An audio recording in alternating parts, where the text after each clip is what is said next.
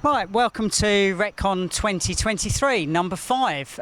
We've had the OliverTwins here today, and they're doing something slightly different. They're making a game live on the day, and hopefully they will get it all finished before 4 o'clock and show it all to us. I think some of their ideas have not gone to plan. Shall we find out in a bit? Right, we're back at Retcon now. We're actually in the building. We just walked through the main hall.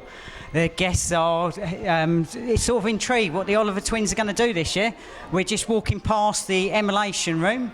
That's quite a good place. Wow, look at this. This is really good. You all right, Dan? How's it going? Good, thank you. Yeah? Good. Do you reckon the OliverTwins will pull it off today? I think it's a challenge. I mean, they said it's a challenge to do it over a month, so to do it sort of in a few hours is going to be, it'll be incredible if they do. Sounds good. We'll find out soon. Catch you later, yeah? Right, we're just walking back over. Yeah. See, we've got a few consoles here. Emulation station, we call this. Right, let's walk down the corridor here. We've got a few bits of artwork as we go in. Do you reckon this will be in the game? Don't know, that was their ideas, I don't think. So we're just walking down. What? Oh look, we got Kevin Toms doing a talk at the moment. That's amazing, that is. I wish I'd have got up there, to be fair. Great game, that is. So we're just wandering to their little private little room that we've got them, just past the old cafe. Right, shall we do it then? Yeah, go on then. Right, we're just going in now. Oh, they're hard at work here. Oh, you're all right there, how's it going? We've only just started, so we're just trying to work out getting some sort of modern day graphics of kind of, we were expecting someone to say fantasy or something like that, but it's okay. So we're at the moment just trying to work out how we're going to get the graphics in and the different locations. So establishing shot outside an Argos shop in the British High Street. Well, that's an obvious Whose idea was the Argus? Gareth at the back. Gareth at the back, wearing a green t-shirt. That's what we know. Do you think he's on the promotion or something? I don't know. I did ask if he worked at Argos. Or we won't be able to use the official logo, so this will be a fictional Argos. Yes, but the idea of the fact that it's a magical warehouse where whatever you ask for is just out the back. But because it's magical, it's not actually out the back. They've got a portal out the back. So they have to go and find it. So we had some ideas thrown in there, things like they wanted they're up on the wall, yeah, so they've got to find a unicorn. Unicorn. Somebody wants a unicorn. So that's the portal. They're going to program the portal to jump through into the rainbow world where they will find the magical unicorn. Yeah. They want a retro world. Well, why wouldn't they? In an audience like this, and they want to find a CD32. You used to program one, right? I've written 2 games on CD32. They didn't sell, but anyway. They then wanted a scary world of some description, where they're going to find a hockey mask. I mean, who goes into I think they were thinking Friday the 13th, the scary hockey mask. Yeah. And then some guy's overall concept was a museum. Well, so that's got to be a very scary. Yeah, so that's Halloween world. And then the museum world, we basically got to find a stone tablet and steal it from the museum. Yeah. Like Night of the Museum, I'm thinking. Yeah, that's what we're thinking. We'll be inspired by Night of the Museum. So we've got to work out the definite locations, the definite objects, and then work out how we get the graphics for those. Then I'm going to start working on the storyline and characters and the dialogue, whilst you're setting up the program and starting to create the background scenes. That's right. And the general flow chart. I mean, we're making it in our game editor, like in our program called Witchcast, which you describe a game all in flowcharts and everything is drag and drop. But you've got to have the assets like the graphics and the characters and the script to drag and drop into. So that's what we're trying to work out. All the pieces to drag into the flowchart. So I'm just going to start the flowchart and get the structure right. Can I ask a question? You're not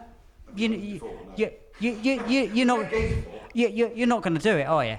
Of course we're going to do it. It's all about the quality. I have to say, whenever we used to sign contracts and people say, okay, you've got to make a game of the film or whatever, which we've done a lot of, people said, like, well, you know that there's an absolute definite deadline. The film comes out on this date, you mustn't miss. And it's like, yes, but you didn't say how big the film or the game was. We were going to measure it out month by month, monthly milestones, and make sure that we've got accordingly. yeah, I believe. yeah. So you make the game which you think is achievable, and usually something like a Ghostbusters 2 or Lilo and Stitch or Little Mermaid and films like that we've made the games of. Chicken Run, I like Chicken Run personally, but you generally get about a year. So you go right in 9 months. This game has to be fully playable.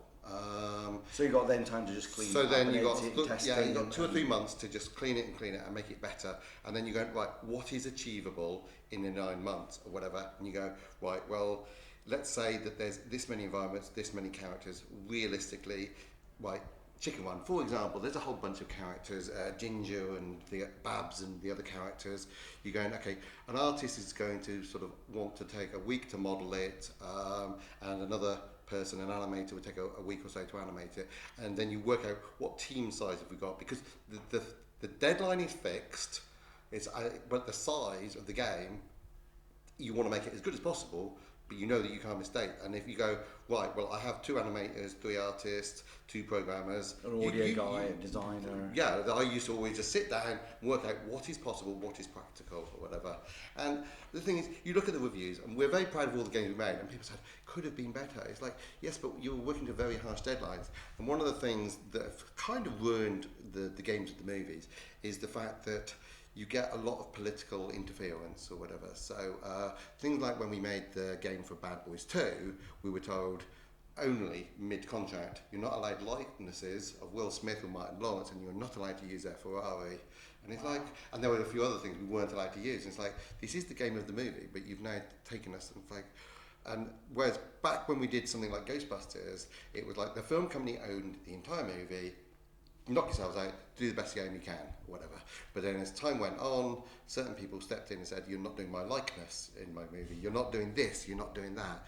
And that's why generally games and movies are finished. But anyway, it's all about scoping. So there will definitely be a game here. It's how good it is the scope, we've now worked out what we think is possible. It's now down to the quality that we can do in 4 hours. Okay. Actually, no, 3 hours 50 because you're talking to us. No. Okay, just one thing. You have got people in here, haven't you? No, we haven't got anybody in here. No, we haven't got anybody in here. We just need some quiet time to actually just discuss between ourselves and then do our own little bits of work.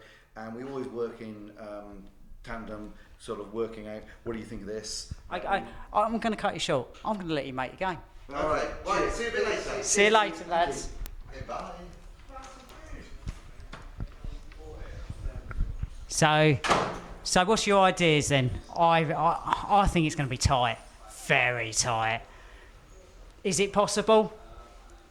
I'm on the bench at the moment. I reckon they can do it, but we'll find out soon. See you later. Right, we're back at Retcon now, and we're going to see an update on the OliverTwins. We've got Unreal Tournament here. I think someone hacked it earlier. Can't remember why and what it was on, but I know they've done something. It doesn't look like Quake 2, does it? Okay, right, we're going to wander there, just going past the cafeteria. Oh look, they have a great read. Must pick one of them up later and have a read when I get home.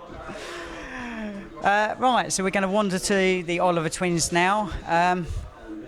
How far do we think they've got? Do you think they've done it? Do you think they're sitting in there? Do you think they finished? I reckon they've finished. They've gone out for a break, haven't they? Pretty busy in there. Let's have a look. Right. Right. Have they done the game already and they're just having a tea break? We could have bitten off more than we can chew here, but it was It's a challenge. It's a challenge. We'll see how far we go. If nothing else, we will in the presentation show how much we did in the time. If we can play what we got, we might Starting to condition people down already. So I've sort of taken the lead on the dialogue, while Andrew's been taking the lead on actually constructing the overall project. I'm doing the graphics. And doing the graphics and stuff. Takes a while, the graphics. Yeah, it does. So what are we? We were an hour and a half in. It's all original artwork though. It's hour and a half in, none of so this we've Google got another hour and a half. Is it? Oh, crap. Well, clock says 7 o'clock. That's not helpful. That's 7 o'clock already. You must have finished the game already. No, we must be 2 hours in. is 2:51. Oh, is this like 2.5 almost hours half? in. 2.5 hours in, an hour and a half to go. Jesus. Right, so I've got all the dialogue done for customers walking into. Well, I've got to cut and paste it all into the Characters. stores. Yeah, I'm using Google Docs. I'm just going to go up and paste it straight into Richcast for all the characters. I've named all the characters. I've got all the characters walking into the shops, asking for their individual items. The player character saying, "I can find that item for you," and then them returning. Then your player character returning to the shop saying, "I've got it for you," and your happy customer saying, "Oh my god, that's amazing," etc., but all different ways of doing that. I'm now starting to work on the dialogue for each of the individual worlds. I think this concept here, I'm going to condition you already. I think the concept here of it being you get a clue from one world which helps you into another world, which then leads you over to another world to then finally find it, like the object here or something, is going to be like crazy amounts, and I'm going to have to sort of play that down a bit, rein that in a bit. So what we're going to do is it will be much more like this. Choose each one. We can probably make these kind of random, so it's like randomly. So whenever anybody plays it, they start with a different customer coming into the shop, and some might start with the guy looking for the scary mask, while another one might have Emily, the mother, who's looking for a baby unicorn for her daughter. So we make that random. I come up with the idea, and again this is kind of reining it in and making sure that we can actually finish this in the next half an hour, that the puzzles are going to be based on text puzzles. So a bit like in Batman when the Joker gives you a riddle. Yeah, I guess that's the word I'm looking for, riddle. So it's going to give you a riddle as to where and how to find what you're looking for in the world. And you have to solve the riddle to pick the right location. I know that's going to be relatively shallow because you're only going to have 3 or 4 locations you can go to. And of course, when you turn up in a location that's correct, the item is there. When you turn up in a location that's wrong, you'll get some kind of answer saying, "Well, we've looked around here and there's kind of nothing here. I don't see the item." And then you'll have to sort of pop back out, and then it'll give you the riddle again. And then you have to "Oh, well, that wasn't no good, so I'm going to do another one." So effectively, the puzzles, rather than being lots of characters in the world, will always be the janitor playing the shopkeeper role. As if by magic, the janitor appears.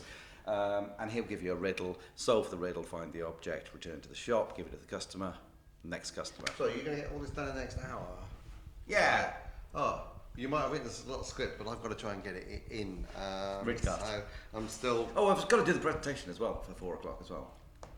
Okay. So, dare I say, one of you's worked harder than the other, maybe? We have both just been... Well, I did go and have a wee. Yeah, I actually did. So you lost Part-timer. Yeah, you lost a few minutes. I have barely moved and just occasionally chatting to him and nibbling crisps, but apart from that, yeah. Okay, we'll see you with your finished game then, maybe. I'm not that sure about finished game. A game, and we'll show how we designed it. Yeah, and I would have loved to have more time to actually develop a few more interesting puzzles. But as it is, what we'll go with the janitor giving you riddles, solve the riddles. Okay, well, I'm going to leave you alone. Get back to your work, and we will see you at 4. Cheers. Thank you. Thank you. Well, it's looking very positive in there. I reckon they've actually done it already. But you never know. There's still a chance. We'll catch you at 4. Just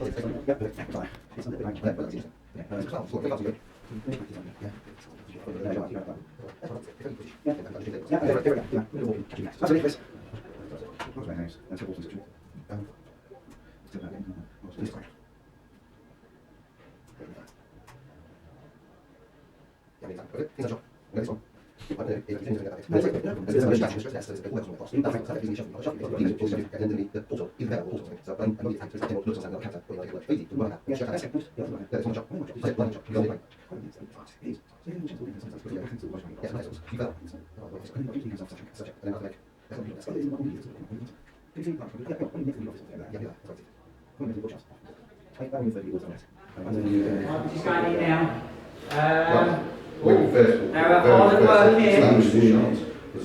Hello, guys. Right then, how's it going?